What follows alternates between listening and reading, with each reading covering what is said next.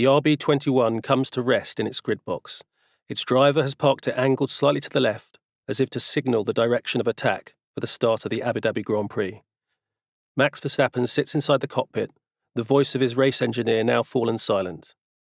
Verstappen, those on the pit wall, his mechanics watching the big screens nervously in the garage, those in the operations room in Milton Keynes, and hundreds of other team members glued to their televisions at home, are all aligned in the same goal.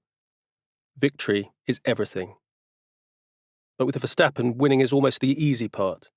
To seal a record-equalling 5th consecutive title, he needs championship leader Lando Norris to also finish 4th place or lower.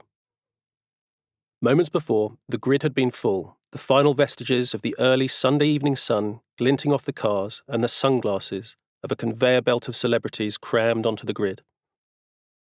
The Hollywood star, Ana de Armas, is guided past the two McLarens. A trio of former footballers are leaning against an advertising hoarding in light-hearted conversation, while the American actor Terry Crews, a Formula One regular all season long, is his usual all-smiles, muscle-popping, ebullient self. Overhead, an Airbus A380 performs a flypast, accompanied by an aerobatic team, with trails of red, green, white and black smoke to signify the colours of the United Arab Emirates flag. The list of former F1 world champions in attendance to applaud the latest incumbent is lengthy and prestigious. Will they welcome a 35th new champion to their exclusive club, or will that number stay at 34 for now?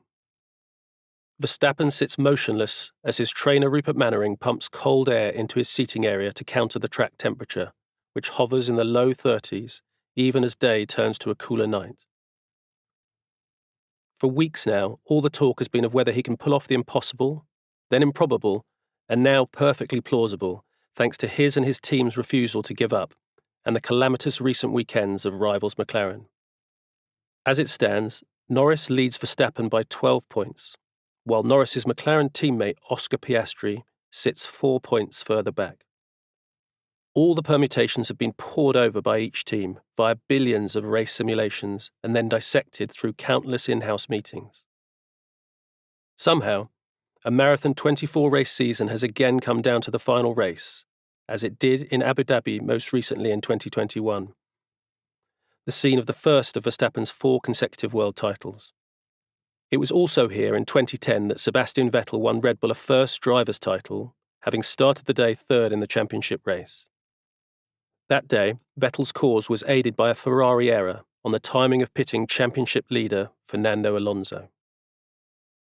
Alonso's race engineer all those years ago, Andrea Stella, is now calling the shots at McLaren as their team principal. And in a further quirk, the other key driver battling for the world title 15 years ago in Abu Dhabi, Mark Webber, is Piastri's manager.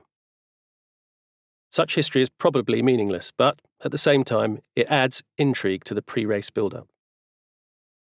As championship leader, a first world title is within the grasp of Norris, and yet there is still the great unknown of what Verstappen might do off the line. In 2016, Lewis Hamilton tried to back up the field in the hope it could put teammate and title rival Nico Rosberg under threat from the chasing pack. In the end, it proved to no avail.